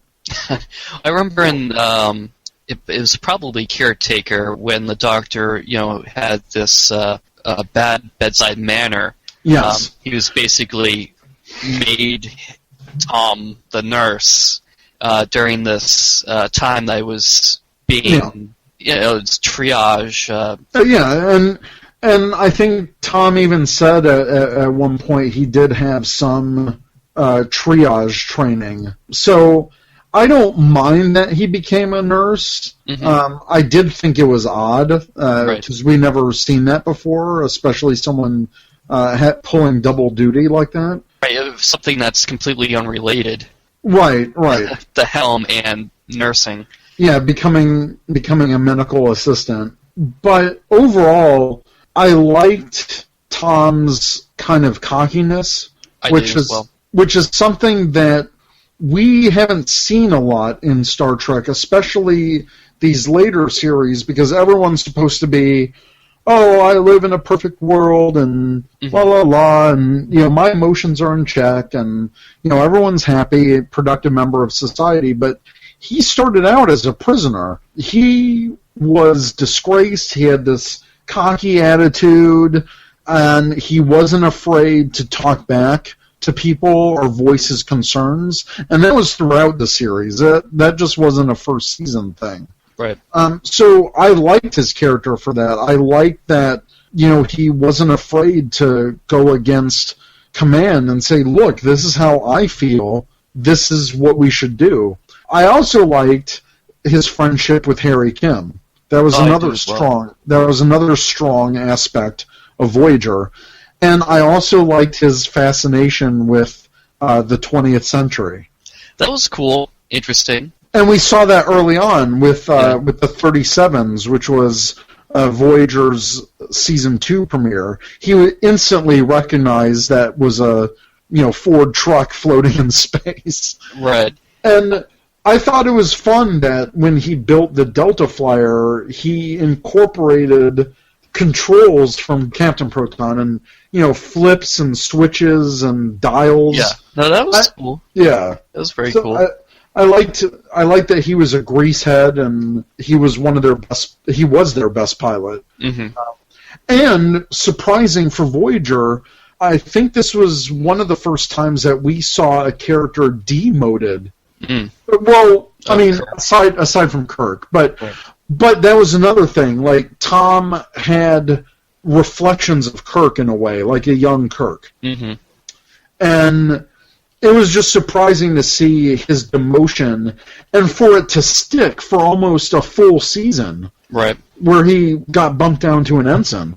I thought that was a great turnaround for his character. No, I agree. I feel like if we didn't have the character of Tom Paris, and just like in the Next Gen, where we just had a random no-name Helms officer, Chakotay probably would have gotten more screen time, more character development. I see that. I feel like having such a charismatic character as Tom Paris on the bridge, it takes away from Chakotay. Wow, that's a really good point. Yeah, and you're right. In other series, it was always just like Ensign of the Week or whoever. Mm-hmm. Yeah, so that was interesting. I mean, we haven't had a helmsman character since Sulu in a regular Star Trek series. I mean, that didn't work in The Next Generation, which is why they kind of went away from it. Exactly. Because as you saw, like, characters suffered. You didn't have... I don't want to make this the Next Generation show, but we have Geordi, which doesn't really go anywhere. We have a no-name or character of the week for main engineering. Right. So you have, like, so many characters on the bridge, and then little character development, because what are you going to have them all do? Right, when they're all gathered in one place, yeah. Right. So, getting rid of Tasha Yar, getting rid of a character, because then you had Worf, too, that was just up there. Just standing there, yeah. Yeah. Right, so you had too many people. I think that's... So you think Voyager suffers a little bit from that, and it took away from Chakotay's character. Right. That's interesting. And we're going to talk about B'Elanna a bit, but did you like the relationship between Tom and B'Elanna? I thought it was kind of weird at first. At first it was a shocker, I think, for a lot of people, because there was some hints. I mean, they always had like this playful, like, butting heads early on the series, but no one expected that they, in Day of Honor, when they were put together, that it would become this relationship.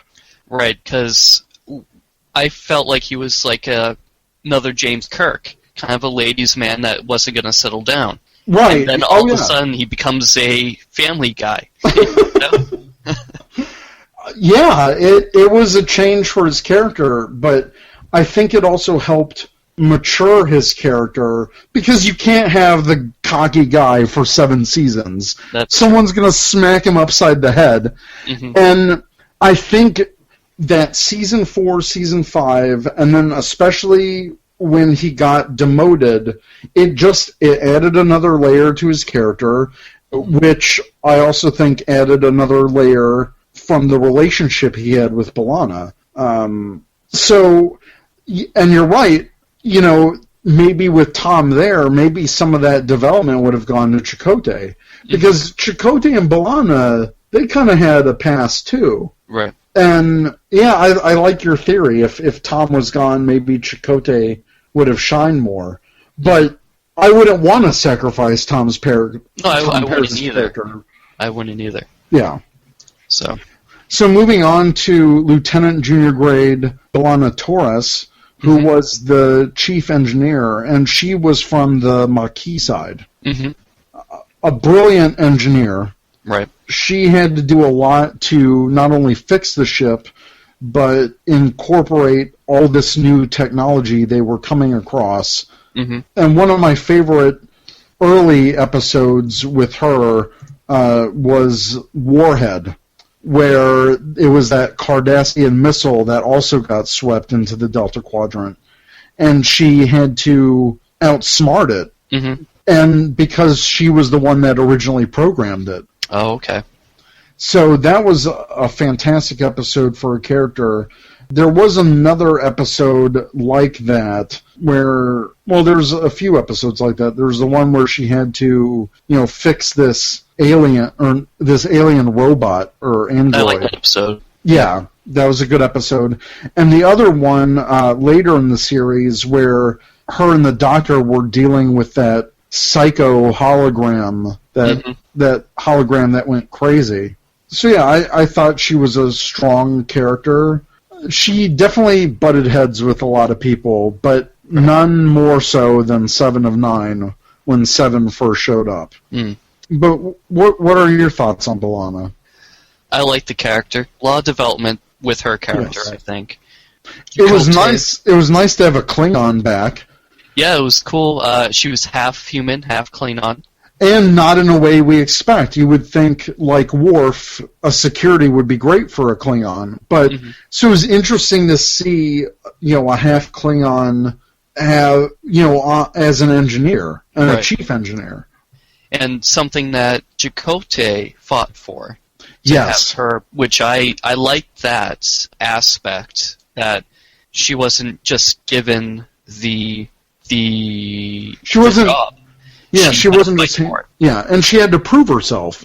Mm-hmm. And the captain, eventually, Captain Janeway, was the one that said, okay, but you're going to have to work at it. Right. And there was definitely a mentor relationship with her and Janeway, because, Janeway would sometimes have to reel her in, but B'Elanna was very vocal at times. Right. And especially putting another Maquis member in that command structure. Early on, the character of Joe Carey, who was supposed to be the chief engineer, they really butted heads. And so she didn't have to just prove herself to the captain and Chakotay. She had to prove herself to her entire engineering team. Right. Didn't she break someone's nose in an episode? Yeah. Yes. And she had to deal with that. Right, so Klingon temper. But it's weird because Worf, he never had a temper like that. And he was full Klingon. He was full Klingon, raised by humans, and she was half human, half Klingon. I don't remember who raised her. I believe it was her mom. Yeah, because her dad left. Her dad left her early on, I believe. Her dad was human. Her dad was human, and her mom was Klingon, which was great because I love that episode where she sees her mom in the afterlife, Barge of the Dead. That was a great episode. Yeah, her dad was human. Her mom was Klingon. So Muriel was her mom, and so they were separated when B'Elanna was 5. And mainly the breakup was due because her mom had such strong and strict Klingon beliefs, which also caused a rift between her and B'Elanna, because B'Elanna blamed her mom for the broken marriage, and she never quite forgave her for it. I see. So, in a way, B'Elanna also, she resented her Klingon side. But at times, she fully embraced it.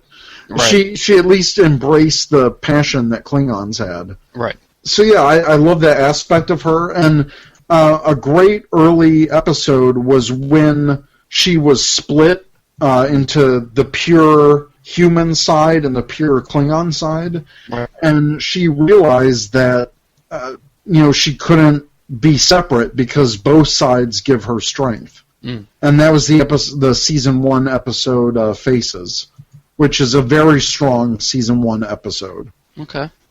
An episode I'll have to revisit. Yes. Next, we have Ensign Harry Kim. He was the operations officer aboard Voyager. Another character that I think suffers from what you came up with, which was this like oversaturated bridge syndrome. Because he didn't progress much in the series. Right. He never got promoted, even though he should have. He was a weaker character, definitely in the beginning. I mean, he was fresh out of Starfleet. Right. But I liked him more as the series went on. Mostly that was due in part to his friendship with Tom. But I think Harry came into his own in the later seasons. And my favorite Harry Kim episode is Timeless. Seeing the future Harry Kim, deal with his mistake of it was kind of like an alternate timeline. Okay. But seeing the future Harry Kim deal with his mistake of that slipstream experiment that he and Chakotay were ahead in the shuttle in the Delta Flyer, and Voyager, because of his miscalculations, Voyager ended up crashing. Okay. And Timeless is, I think, one of my top 10 Voyager episodes anyway. But that was a really strong episode for his character, at least seeing what his character could become. I see. And I also liked Harry Kim in the finale, again, seeing him in command and of his own starship. I think that was rewarding for his character after kind of getting screwed 7 years of not going anywhere. Right. But he had a couple interesting episodes here and there. The one where he was kind of like back in time, like if he never went on Voyager. And he was he worked. He was an engineer or something. That was a good episode. Yeah, that was another good episode. So he had his moments, just not as many moments to shine as I would have liked. Right. No, I completely agree with you on this character. Yeah. We already talked about the doctor, the chief medical officer. Right. He had a great arc. I love that he got the mobile emitter. Yeah. And he was given that freedom. And I like that the mobile emitter exists. I just don't like how it exists. Yeah. I mean, it's 29th century technology from the Future's End episode. But it seemed like one of those. Yeah, it was from the future, but it wasn't so advanced that B'Elanna or even himself couldn't work on it. Right.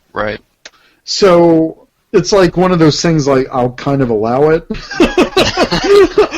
I didn't mind that it was 29th century tech because it almost seemed like that was something that Starfleet would have created sooner rather than later anyway. Right. This was just the most refined version of it. Right. One question I want to ask you, what did you think towards the end of the series when the Doctor really started promoting holographic rights? Interesting. I'm not sure how I feel about holographic rights as opposed to the rights of other artificial life forms. Like Data? like Data, mainly because he's just light in force fields in a computer core. That might be a biased opinion. Mm-hmm. Do you think the Doctor is sentient? I think he is sentient. Okay. We also have had other sentient holograms, and they just took the hologram and put him into a little computer core to run. I don't know if it's kind of a weird. We could go on a whole episode about that alone. Yeah, because we have Moriarty from TNG.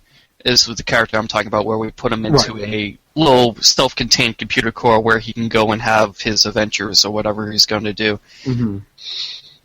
If you did that with the Doctor, is that imprisoning him? I don't know. Yeah, and that's the thing. Like, I think because of Voyager and because of his experiences, it made him more than he was. Mm-hmm. And I think because obviously there are holograms that are meant to be for utilities. Right. Like, we saw the Doctor's creator, Zimmerman, he had a holographic assistant. Mm-hmm. We know that there are other EMH programs, mm-hmm. the Enterprise E, and then in Message in a Bottle, we saw the EMH Mark, I think it was Mark 5, with a different look. Oh, Andy Dick. Andy Dick, a different personality. I love that. Again, another episode that was in my top. Yeah, the Prometheus episode, that's a great episode. Fantastic. I loved everything about it. Yeah, I did too. And it was great because that was our first time where we went back into the Alpha Quadrant mm-hmm. for real right. with the Doctor. And that character moment for the Doctor was great because that was... everything was riding on the success of his mission. Mm-hmm. And to basically have to take over a ship from Romulans and also deliver the message to Starfleet, that was an incredible moment for the Doctor. Right. But my point was, I don't think there's enough time where these other holograms are used enough to mm-hmm. gain the opportunity of sentience. Right. The Doctor is definitely a very rare case. Mm-hmm. And I think the Doctor should be given full rights like Data, mm-hmm. but I don't know if his crusade for other holographic entities should mm-hmm. be extended. Again, for Moriarty, yes, he was bad, he was evil, so that Cube was essentially an imprisonment for him. Right. But him and the Doctor are very rare instances of sentient holographic beings. Right. You should watch Red Dwarf. I will. Do they deal with this issue? Well, see, what happens is... This is a huge tangent right now. I want to explain. The character... so, when a crew member dies and they're deemed important enough... Yeah. The ship, they have everyone's brain on file, essentially. Okay. So they can bring that character back as a hologram to interact. Early on in the series, you can't touch anything. Right. For a quote-unquote, a soft light hologram. But, so they have all the rights of any other person would have. Okay. Just automatically from the start? Just automatically from the start. It's like, you died, but now you're back. And okay. The only way you can tell that it's a hologram is that each hologram will have an H on their head to signify that they're a hologram. That's pretty funny. Yeah. It's isn't it more of like a comedy series? Oh, yeah, anyway? it's definitely a comedy series, and the guy is really he's a dick. The guy that's a hologram, he's a real dick. But it's funny, and everyone out there, if you have Hulu or Netflix, you can watch Red Dwarf. Oh, it's on both. Yes, on both. Oh, wow. Well, then there's no excuse for me. No excuse at all. It's good. Really funny. It's kind of slow at points, beginning. Isn't it one of the longer-running British shows? Like, it's been around for a while, hasn't it? It's been around, and they keep on bringing... Every now and then they'll come back with another series. Oh, wow. So it's good. I recommend it. It's funny. It's not serious comedy. It's what Homeboys in Outer Space was trying to be, I think. Oh, God. Homeboys in Outer Space, another UPN classic. Yeah, I had to bring it back to you. Wow, you totally brought it back to you. Homeboys in Outer Space. Oh, my God. I remember that crap. That was crap. That was pure crap. But moving on, let's get back to Voyager. Moving on, so 7 of 9. She was the astrometrics officer, and she was aboard Voyager from 2374 to 2378. She was a human named Annika Hansen that was assimilated by the Borg at a very early age. Her parents were aboard the USS Raven, and they were scientists that had speculated about the Borg's existence, and they were one of the first humans to come in contact with the Borg. So, yeah, she was assimilated by the Borg, and she was part of the Unimatrix 1, which was basically tied to the Borg Queen. Right. So she was very close in terms of the hierarchy of the Borg structure to the Queen. And she was, like her name implies, she was 7 of 9 in that Unimatrix 01. Right. So, because she had such close ties to the Borg Queen, that brought Voyager into conflict directly with the heart of the Borg for the rest of the series. 7 of 9 was very controversial. A lot of a lot of people thought it was just boobs for Star Trek, especially with her catsuit. Right.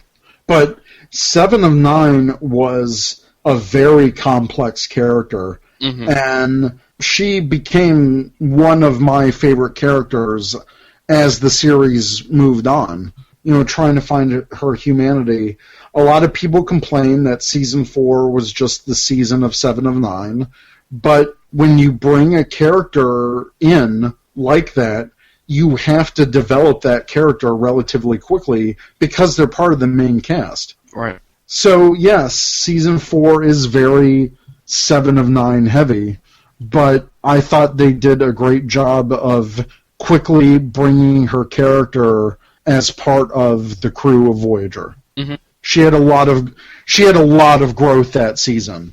Right. And rightly so. Yep. Did you like 7 of 9? Yes and no. Like you mentioned, she was easy on the eyes. That is a big reason why they brought her on. Right. I'm not going to deny that. That was definitely a ratings ploy. Because we also see something very similar in Enterprise. Right. With the casting of T'Pol. And 7 of 9. And Jerry Ryan at one point did date Brannon Braga. There was that relationship. I didn't know that. He was the creator, one of the creators and executive producers of the entire franchise at that point. So, yeah, I mean, there's definitely that she was brought in for the sex appeal. There's no questioning that. I thought there was good character development. Yeah. Better than a lot of other characters on the show. And it was interesting having essentially a half Borg, half human on the show. You have to go back to Captain Picard to have that kind of character, which we've talked about this in the past. Picard was only assimilated for a short time. 7 of 9 was assimilated for most of her life. Yeah, right. So there's going to be a hard time for anyone who's been assimilated for that long to disconnect from that life. And she became a great wealth of knowledge to deal with the Borg, because when there were hints later in season 3 that they were approaching Borg space, and you could tell that they were scared because the Borg are one of Starfleet's most formidable enemies.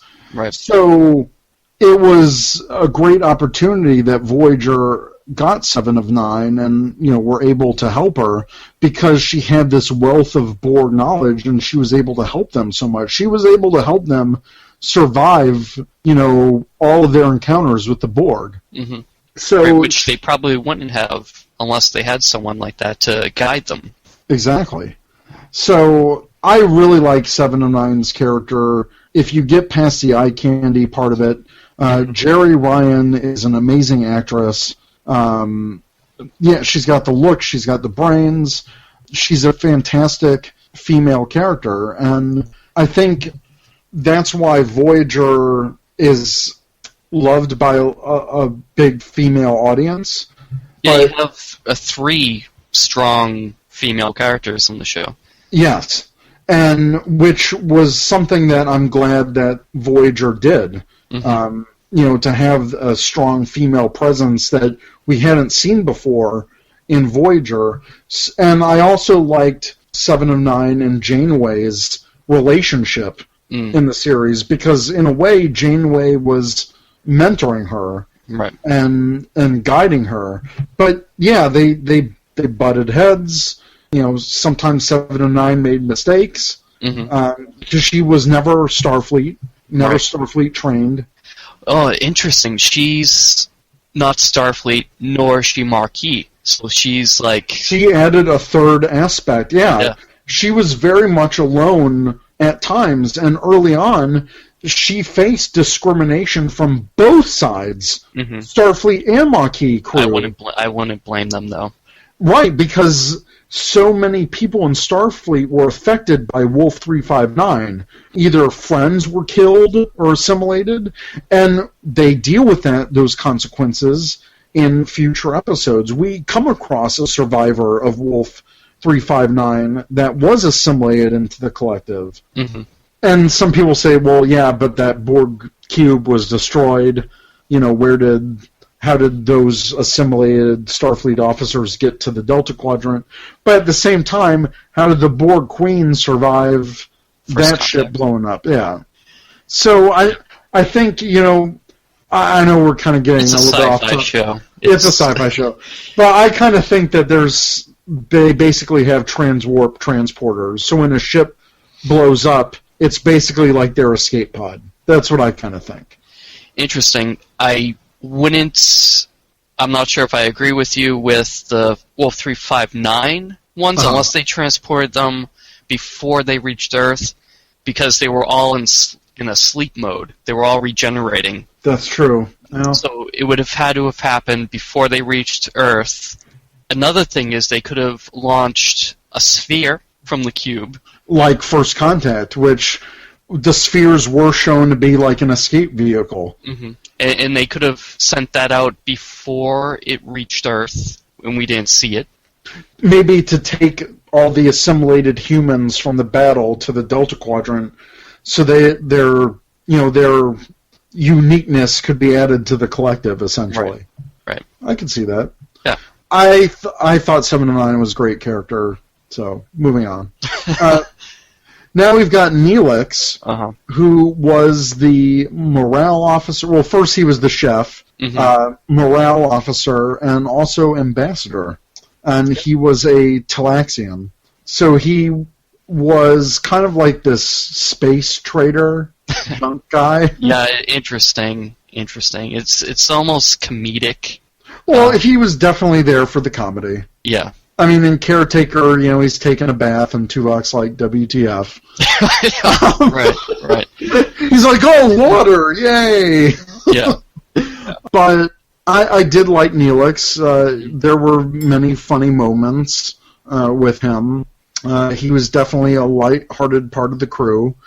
But at times it did get dark with his character. His whole family was murdered in the Talaxian War with those other guys that I can't remember right now. Yeah. But there were dark parts of his character, which I'm glad they added. Mm-hmm. He wasn't strictly just a cartoon type of character. Right. But my favorite part was the favorite arc I had was him with Naomi Wildman and mm-hmm. Being her godfather, mm-hmm. and reading bedtime stories to her, and when her mother was in trouble, Samantha Wildman, and there was a possibility that she might have died, having to deal with breaking that news to her, or coming to terms that he would almost have to take care of her if her mom did die. Right. So I really like Neelix's character. He could be annoying at times, but most of the time he could be the sense of reason, or kind of a counselor in a way. He almost mm-hmm. filled that counselor role on the ship. Right.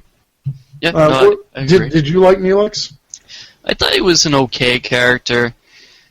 I liked him more than Chakotay's character, just because he had more screen time, it seemed.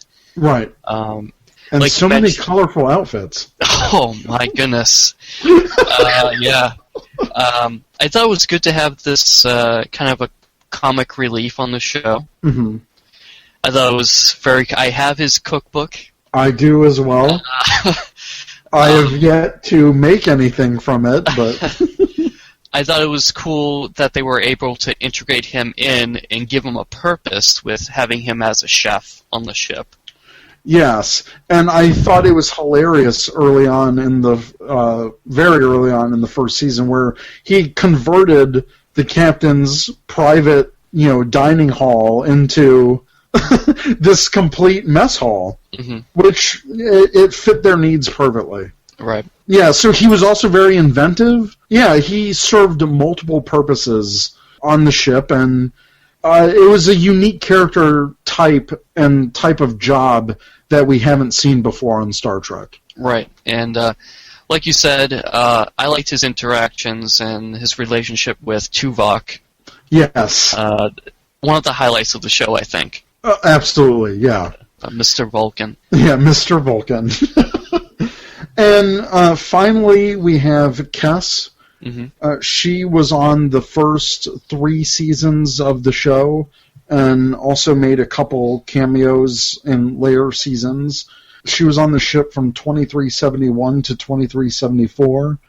She was Ocampan, and she was in a relationship with Neelix, mm-hmm. which I always thought was kind of weird, since she's so young, and he's kind of middle-aged. And I know that their lifespans are different, because they only live for 8 to 9 years. Right. But I always thought that was a little weird. I thought it was cute at first, but in the end, I'm glad that they broke up.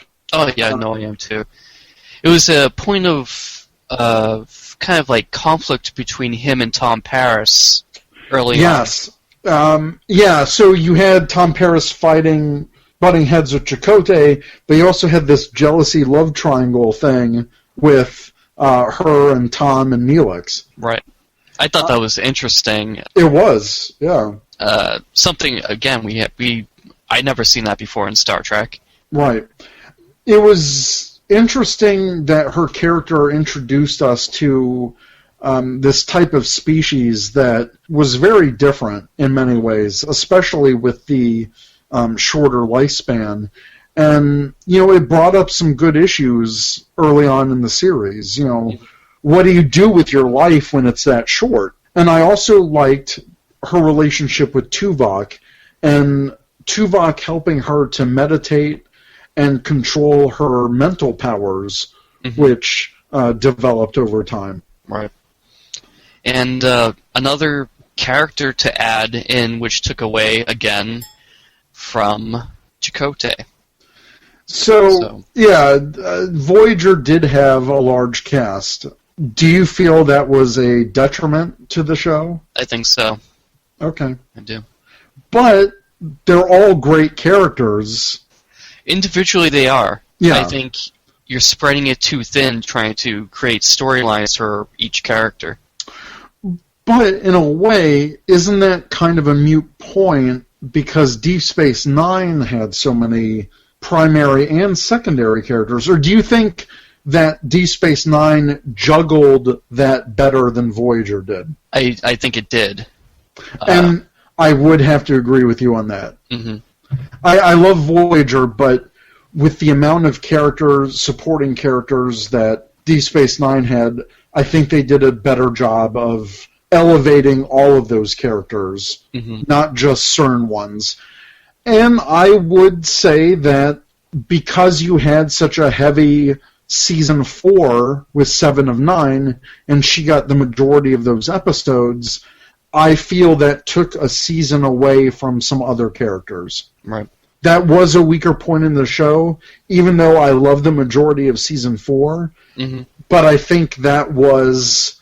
it hit the pause button on a lot of other characters in the show. Right. Development-wise. I agree. Okay, so moving on. Let's go to subspace channels. We haven't had one of these in a while, so it's good to bring it back. It's very good. And we got a ton of responses from this from multiple social media spheres. I'm actually surprised at how many answers we have. You know why? It's because Star Trek Voyager is such a great show that many people love. Star Trek Voyager gets so little attention that... All right, moving on. Okay. We asked, what is your favorite moment or memory of Star Trek Voyager? And first, do you have a favorite memory or moment? Oh. So, one of the episodes that kind of jumps out at me, for no particular reason, is, and I think I've said this before, the episode with the micro wormhole. Microcosm? It was a micro wormhole? No, I mean the episode. I think that's called Microcosm. That's the name of the episode? It might be. I don't remember the name of the episode. But when they are transmitting a message and a Romulan is there. Oh, that one. That was...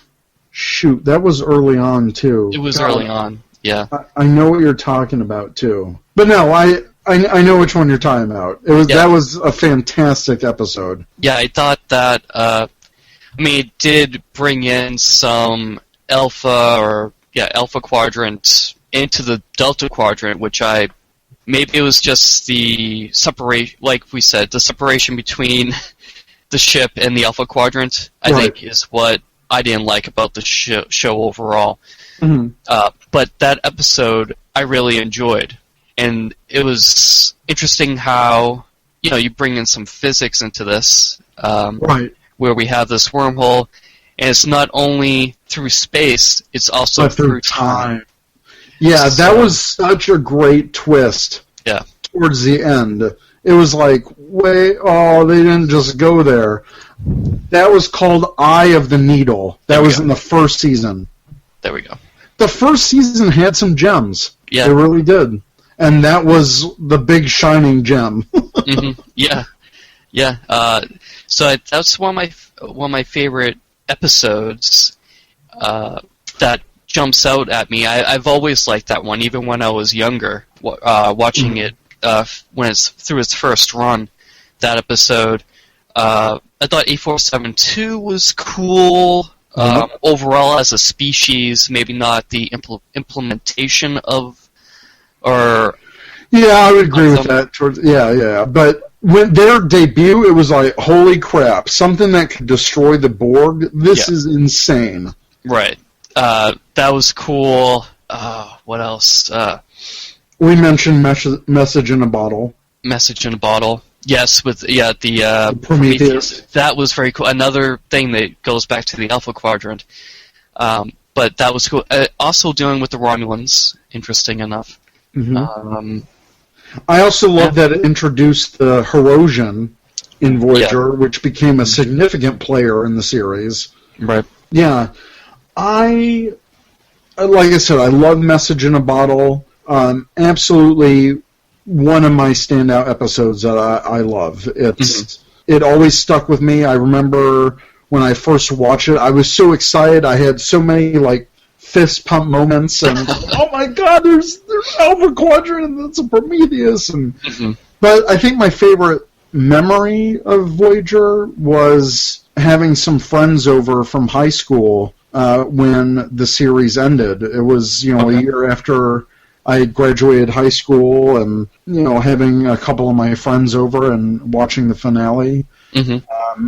Actually, for one of my class projects in college, I designed an endgame poster for the finale, and that was one of my first major Photoshop projects. So that's cool. Voyager is just so ingrained to me. That's why I like it so much. It was definitely ingrained in that part of my life that it left an impression on me.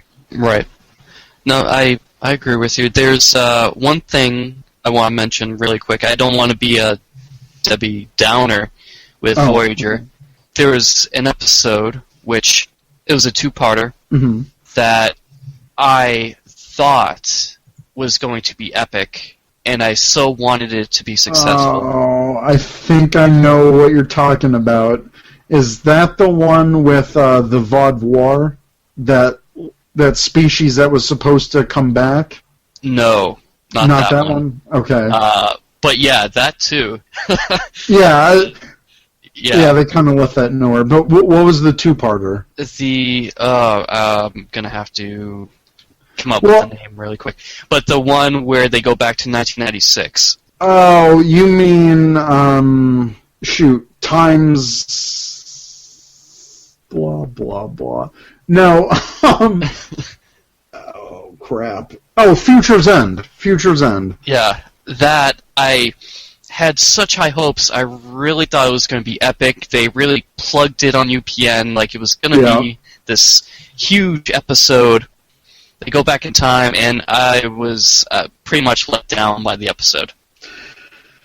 It wasn't as epic as they hyped it up to be. I mean, you had B'Elanna basically stuck in some farm guy's basement for the second half of the that two-part.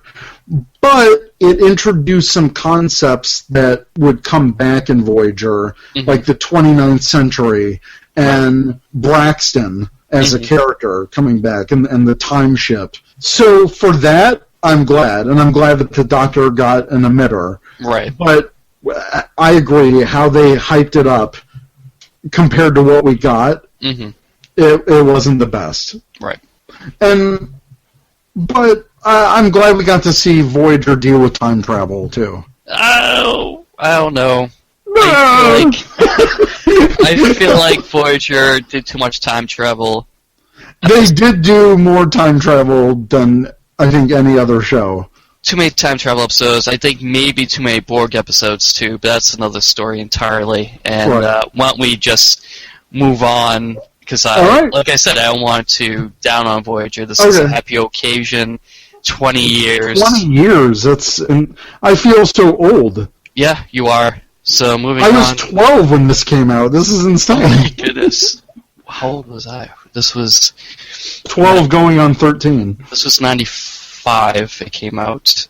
I was. Oh wait, I'm only like a year younger than you, right? Yeah. Yeah. So I was like. I'm going to be. I'm 32 right now.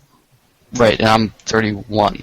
Yeah. Yeah, I was 12 then when this came out. Yeah, because in the summer I turned 13. The summer of 95. So yeah.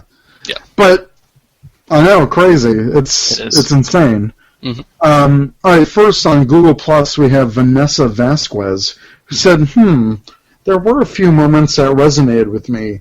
Tuvok doing a jig for Neelix when Neelix left, the creation of Fairhaven, the entire episode of Resolutions, of course, B'Elanna struggling with the fact that her child would have forehead ridges, and everything associated with the Borg, including 7 of 9.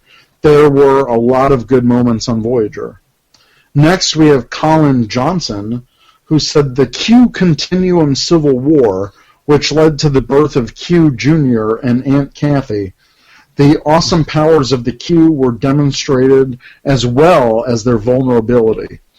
And I'm glad that Voyager did give us more insight into the Q Continuum. That was a cool aspect. And it was cool seeing John Delancey back. No, I like John Delancey, and I thought maybe not this episode that they're referring to, but Death Wish. Death Wish. Death Wish was the one. Yeah, that was a fantastic one. Yeah, that's the one I liked. And yeah, because it's like, holy crap, why would a god basically want to commit suicide? Right. It was a fantastic episode. Highly recommended. Michael Orff said, when it ended, I'm rewatching it now, but is by far the worst series. I'm going to have to disagree, and moving on. Shut up. Paolo Mark said, yep, I agree also with Colin Johnson. Got to love a bit of Q continuums. Winky face. Ted Bauer said January 16th, 1995. The premiere. Yep. Daniel Price said, it has to be the Year of Hell two-parter. Such a great story. A fantastic episode, but aside from the Crenum and the later repercussions, it was basically just a big reset button. Right. But it was great to see kind of like an alternate reality beat-up Voyager. I like that. That was cool. Jania Clam said, I adore the episodes Scorpion Part 1 and 2. 7 and 9 appeared for the first time, and the discussions between Captain Janeway and Chakotay were brilliant. And the episode Message in a Bottle was so funny and awesome. Voyager is one of my favorite series, connected with a lot of beloved memories. Great sentiments. Nice. Fox Hound said definitely Scorpion Part 1 and 2 when 7 of 9 becomes part of the crew. I agree. There we go. So next from Facebook, we have Michael Murphy, who says one word, Tuvix. Oh, yeah. And like we said, a good episode. Mm-hmm. Next we have Jonathan Yunker, who says, my favorite moment of Voyager is when Doc says to EMH Mark II, stop breathing down my neck. EMH Mark II says, my breathing is merely a simulation. Then Doc says, and so is my neck. Now stop it. From Message in a Bottle. And that episode, great episode. And funny moments like this. And there were some other funny moments. Between the two doctors. Like when the other EMH went backwards into the Jeffries tube, like trying to figure out how to crawl. And the doctor just like rolls his eyes like, this is how you do it. Mm-hmm. But yeah, I love that interaction, like, and just the delivery from Robert Picardo, like, and so is my neck, but stop it anyway. Yeah. It was great. It was awesome. Next we have Michael A. Malome, who says, I really enjoyed the EMH 7 of 9 and their relationship. I still personally feel they were a better match than Chakotay, just my 2 cents. And he also included a picture of him dressed as the EMH. Yes, that's it's great. I was a little disappointed that they didn't hook up. Not hook up, but develop, a relationship. They had a very deep friendship, but obviously the Doctor wanted more from that. He really loved her. Mm-hmm. They had some really touching moments that. I'm just sad that towards the end, that relationship went to Chakotay. It was just such a... Yeah. I hate it. Oh, well. Yeah. Next we have Caitlin Marie Walsh, who says, my favorite moment is Disc 3 of Season 5, 30 Days, Counterpoint, and Latent Image are all in a row on that disc. Oh, yes. And that was... 30 Days was when... Tom Paris got demoted to ensign. Oh, okay. Next on Twitter we have @TheCinemaSlob. That is my co-host on that's Zach, my co-host on the Ranger Kingdom Power Hour. Yes, and he is also a Star Trek fan. He said, I remember really loving the Year of Hell two-parter. I'm a sucker for alternate timeline /reality stuff. Great episode, agreed. Josh Rash said, probably the Doctor's bluff of the photonic cannon in Tinker, Tenor, Doctor, Spy, which another great Doctor episode. It was a good episode. And that was with the emergency command hologram. Right, and I've talked about this. I'm pretty sure I came up with the emergency command hologram before Star Trek did. Right. But moving on. And not like you're bitter, right? Vulcanophile said, when Janeway defeats the Borg Queen, or when LaForge captains the Galaxy-class starship in pursuit of Chakotay, and that is also in the episode Timeless. So, you should watch Timeless. I believe I remember it. Yeah. It was, I remember seeing Geordi with the First Contact uniform, but with the Futures, sorry, not the Futures End, the All Good Things communicator. Yes. And I'm glad they included that little touch. And, yeah, another great TNG callback with Geordi. Right. And LeVar Burton directed a bunch of Voyager episodes.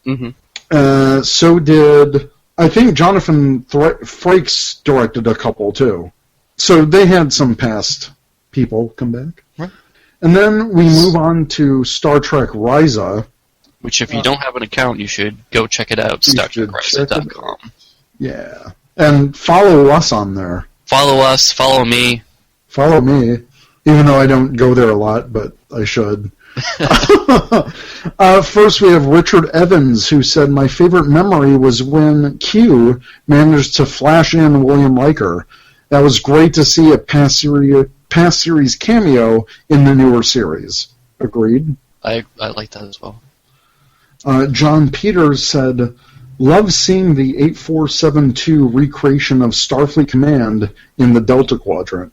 That was... I have issues with that 8472 development, but it was kind of nice that they got a taste of home. Right. Andreas Butcher Mack said, I'm a fan of Neelix's kitchen stories. Particularly remarkable, I find the scenes in the beginning when Neelix tests the bathtub, and towards the end of the series when the crew passed him on leaving Voyager.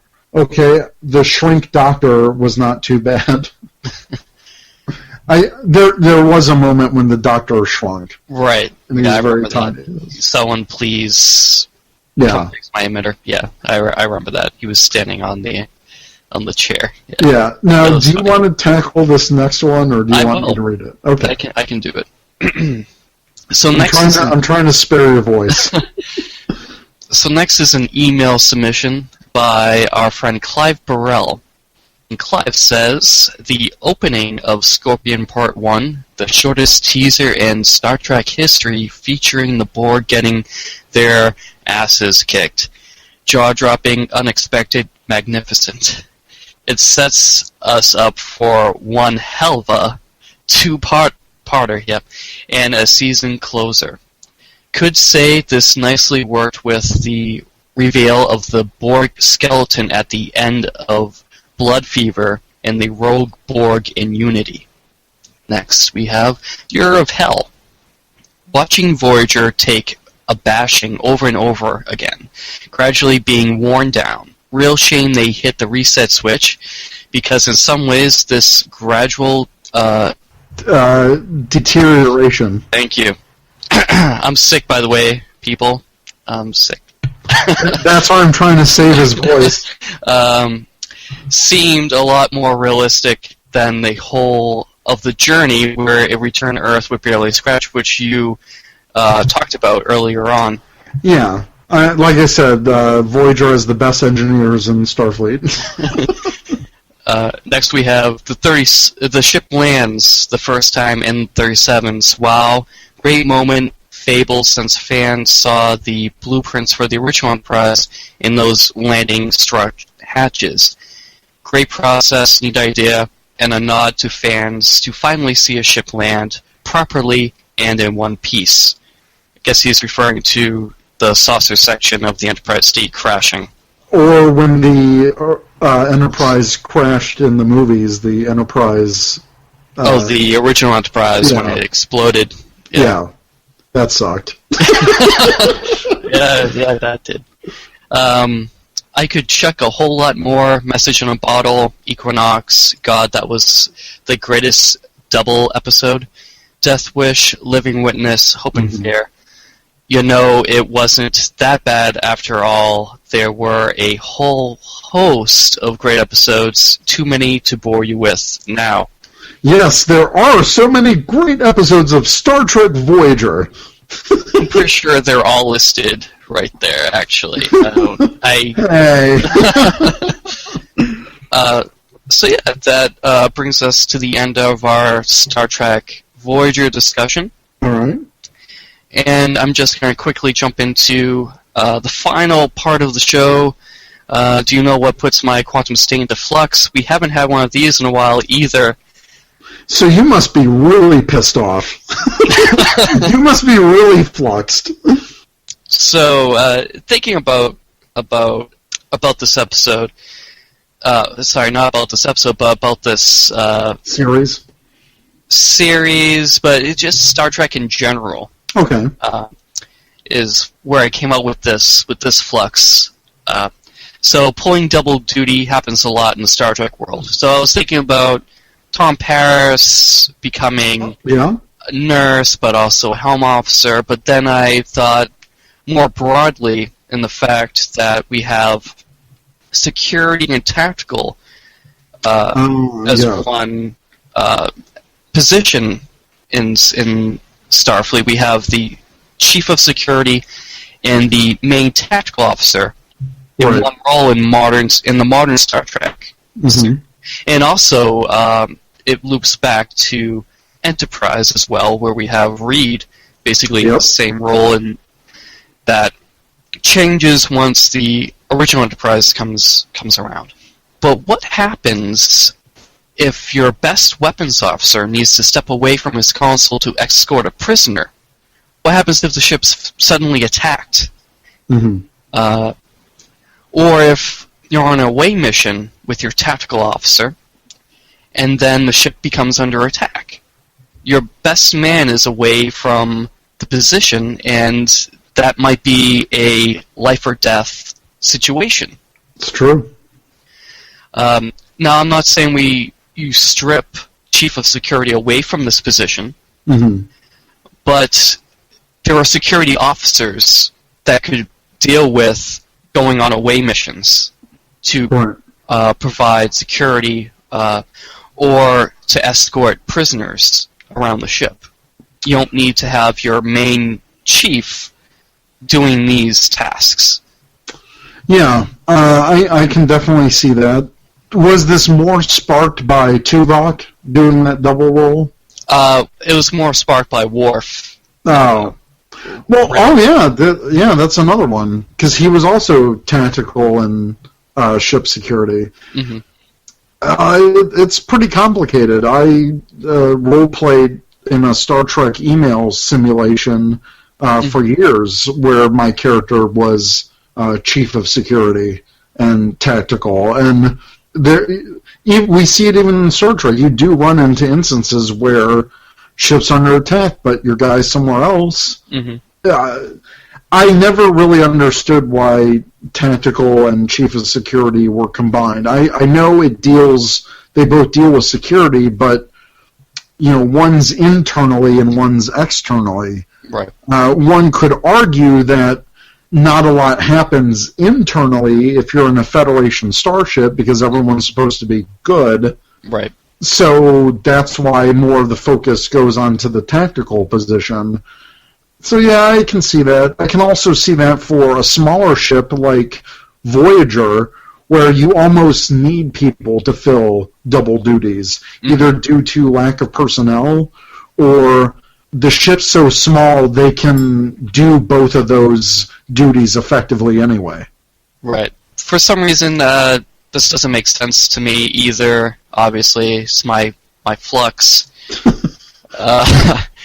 You would do it, especially on the Galaxy-class starship, you have plenty of personnel Oh my God! Yeah, it's like a city in space. Right. You don't need one person. You don't need one person doing all of that. Right. Especially chief of security, because I can see on a Galaxy-class starship, since it is more like a city, you would have more maybe arguments or little altercations or bar fights if you're in 10 forward. Right, because on a Galaxy-class starship, you also have non-Starfleet people. You have families aboard. Yep, families, and you might have to settle domestic disputes or... wow. That would have been an interesting thing to see on Star Trek. On Star Trek. Oh, yeah. But, yeah, it's just... Yeah, it's... I can see for a smaller ship that being okay, but you're right, for a huge ship like a Galaxy-class, that would be very difficult to do your job effectively, because you have two jobs. And it was split up on Deep Space Nine. You have Chief of Security Odo, but weapons and stuff, that was done by Starfleet personnel. Yeah. On the ship, so on the station rather. So, yeah, it should be separated. Next series should make them separate. Make them separate, and again, like I said, I think it makes sense for Enterprise too, because I think Reed could handle it, because 90% of his job is tactical. There's very few instances where he has to, patrol security on the ship or whatever. But still, your point about being away on a away mission and your ship being attacked, that's happened before when Reed was on a planet. Yeah, especially in the early Starfleet, where the senior officer, the commanding officer, would routinely go on away missions. Crazy. Right, like, hey, I'm putting myself in danger all the time. Yeah, I guess I would want my best person with me, and I would pull him away from the ship, I guess. But we saw it in Enterprise, where Captain Archer is on the planet, T'Pol's in charge, but he's got Reed with him, so she's working with some random tactical officer number 3. Right. And, and they get into trouble. Yeah. So... yeah, it's. I'm also fluxed. Yeah, well, I guess I'm not glad I put you into flux, but I'm glad that you agree. It's an interesting. It's an interesting position to consider. Indeed. Okay, well, again, Eric, thank you for. Thank you. Being here with me today to talk about Star Trek Voyager. I wouldn't have made it through without you. I'm the Voyager glue that holds this ship together. Yeah, exactly. Exactly. I'm the only one on this damn podcast who loves it as much as I do. Well, I don't know. Let's think about a Star Trek Voyager topic that we can do for our next episode. We don't have to. You don't have to force it. No. I mean, if I'm going to go through a rewatch of Star Trek Voyager, I think maybe we should come up with a reason for this rewatch. Hey, maybe this could be the year of more Voyager-focused episodes for the Starfleet Escape Podcast, celebrating the 20th anniversary. Indeed, it's definitely time, because there was definitely a lack of it in our previous episodes. Yeah, exactly. So, until next time, I'm Aaron. And I'm Eric. Thanks for listening. Catch you guys later. To the journey. To the journey. As they say on Voyager. Indeed.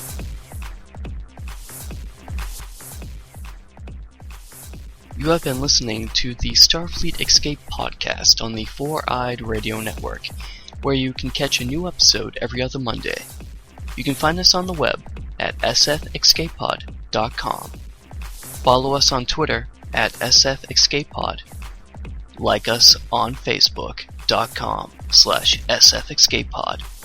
And add us to your circle on Google Plus by going to google.sfescapepod.com.